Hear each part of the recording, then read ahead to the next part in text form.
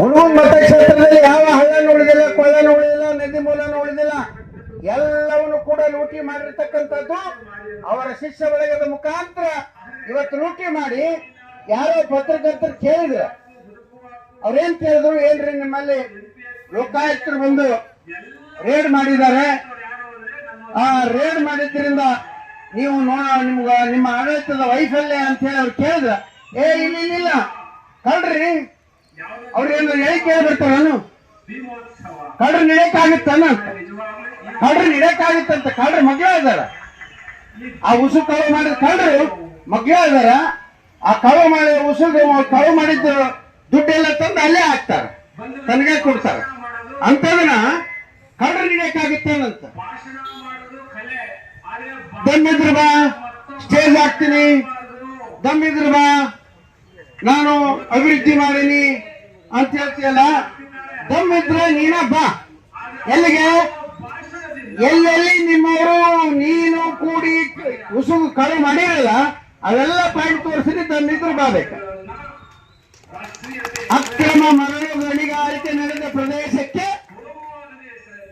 ದಮ್ಮು ತಾಕತ್ತಿದ್ರೆ ಬಾ, ತೋರಿಸ್ತೀನಿ ಯಾವ ಅಂತೇಳಿ. ಅದು ಬಿಟ್ಟು ಎಲ್ಲೋ ನಿಂದಿರೋದು, ಏನೋ ಮಾತಾಡೋದು, ಹಗುರವಾಗಿ ಮಾತಾಡೋದು, ಯಾವ ಸಚಿವ ಆದ್ರೂ ಕೇಳೋದಿಲ್ಲ, ಏನಾದ್ರೂ ಕೇಳೋದಿಲ್ಲ. ಅದಕ್ಕೆ ಏಟಿಗೆ ತಿರುಗೇಟು ಕೊಡ್ತಕ್ಕಂತ ಜಾಯಮಾನ ಈ ದೊಡ್ಡನಗೌಡಂದು ಅನ್ನೋ ಒಂದು ಮಾತನ್ನ ಎಂದು ಕೂಡ ಮರಿಬಾರ. ಕೇಸ್ ಹಾಕ್ತಿಯಪ್ಪ, ಎಷ್ಟು ಮಂದಿ ಮೇಲೆ ಕೇಸ್ ಹಾಕ್ತಿ? ಎಲ್ಲರ ಮೇಲೇನು ಕೇಸ್.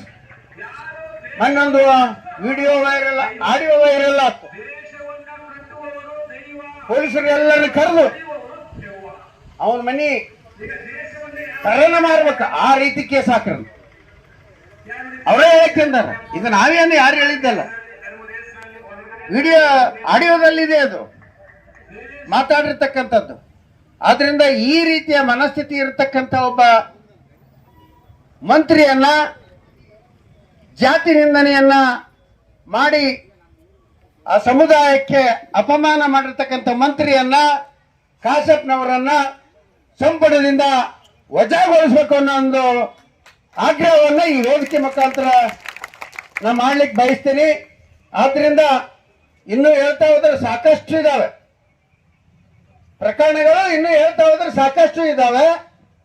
ಆದ್ರಿಂದ ಇವತ್ತು ಸರ್ಕಾರ ಎಚ್ಚೆತ್ಕೊಂಡು ಯಾವ ವಾಲ್ಮೀಕಿ ಹಗರಣದ ನಿಗಮದ ಲೂಟಿಯ ರೂವಾರಿ ನಾಗೇಂದ್ರ ಅವರನ್ನ ಮತ್ತು ಹುನಗುಂದ ಮತಕ್ಷೇತ್ರದಲ್ಲಿ ಅಕ್ರಮ ಮರಳು ಗಣಿಗಾರಿಕೆಗೆ ಪ್ರೋತ್ಸಾಹ ಕೊಟ್ಟಂತ ವಿಜಯಾನಂದ ಕಾಶಪ್ಪನವರನ್ನ ಮತ್ತು ಯಾವ ಎಸ್ಸಿ ಸಮುದಾಯಕ್ಕೆ ಹಗುರವಾಗಿ ಮಾತಾಡಿ ಆ ಸಮುದಾಯಕ್ಕೆ ಅಪಮಾನ ಮಾಡಿರ್ತಕ್ಕಂಥ ವಿಜಯಾನಂದ ಕಾಶಪ್ಪನವರನ್ನ ಈ ನಿಮ್ಮ ಸಂಪುಟದಿಂದ ವಜಾಗೊಳಿಸಬೇಕಂತ ಹೇಳಿ ಮಾನ್ಯ ಮುಖ್ಯಮಂತ್ರಿಗಳಾದ DK ಶಿವಕುಮಾರ್ ಅವರಿಗೆ ಈ ವೇದಿಕೆ ಮುಖಾಂತರ ನಾನು ಒತ್ತಾಯ ಮಾಡ್ತೇನೆ. ಇವತ್ತು ಅನೇಕ ಜನ ನಮ್ಮ ತಾಲೂಕಿನ ಜನ ಬಂದಿದ್ದಾರೆ. ಇವತ್ತು ಇಲ್ಲಿ ಒಂದನೇದು ವಾಲ್ಮೀಕಿ ನಿಗಮದ ಲೂಟಿಯ ರೂವಾರಿ ನಾಗೇಂದ್ರ ಅವರು ಹಿಂದಿನ ಸನ್ಮಾನ್ಯ ಸಿದ್ದರಾಮಯ್ಯನವರ ಸರ್ಕಾರದಲ್ಲಿ ಸಚಿವರಾಗಿದ್ರು. ಅವರ ಅವಧಿಯಲ್ಲಿ ಏನು ವಾಲ್ಮೀಕಿ ನಿಗಮದಲ್ಲಿ 189 ಕೋಟಿ ರೂಪಾಯಿ ಹಗರಣ ಆಯಿತು.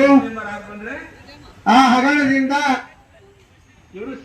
ಭ್ರಷ್ಟಾಚಾರ ಎಸಗಿದ್ದಾರೆ ಅಂತ ಹೇಳಿ ಸಾಬೀತಾಗಿ ಅವರು ರಾಜೀನಾಮೆ ಕೊಟ್ಟು ಹೊರಬರಬೇಕಾಯ್ತು. ಮತ್ತೆ ಈಗ DK ಶಿವಕುಮಾರ್ ಅವರ ಸರ್ಕಾರದಲ್ಲಿ ಅವರನ್ನು ಸಚಿವರನ್ನಾಗಿ ಮಾಡಿದ್ದಾರೆ. ಅವ್ರನ್ನ ವಜಾ ಮಾಡ್ರಿ ಅಂತ ಹೇಳಿ ಇವತ್ತು ಹಕ್ಕೊತ್ತಾಯ ಮಾಡ್ತಕ್ಕಂಥದ್ದು. ಹೀಗಾಗಿ ಮಾತಾಡಿದಂತ ಸಂದರ್ಭದಲ್ಲಿ ಇಡೀ ಎಲ್ಲಾ ಸೋಷಿಯಲ್ ಮೀಡಿಯಾದಲ್ಲಿ ಸಚಿವರಾಗಿರುವಂತಹ ವಿಜಯಾನಂದ ಕಾಶಪ್ಪನವರು ಕೊಡ್ಲಿಕ್ಕೆ ಬಾಬಾ ಸಾಹೇಬ್ರು ಇಬ್ರು ಮಕ್ಕಳು ಕಳ್ಕೊಂಡ್ರು. ಯಾವ ಎಸ್ಸಿ ಸಮುದಾಯದ ಬಗ್ಗೆ ಟೆಲಿಗ್ರಾಮ್ ಬರುತ್ತೆ. ಜಾತಿ ನಿಂದನೆಯನ್ನ ಮಾಡಿರ್ತಕ್ಕಂಥದ್ದು, ರಮಾಬಾಯಿ ಅದು ಅಲ್ಲಿ ಬರ್ತಿರ್ತಾಳೆ, ಸುದ್ದಿಗೋಷ್ಠಿಯಲ್ಲಿ ಮಾತಾಡಿರ್ತಕ್ಕಂಥದ್ದು.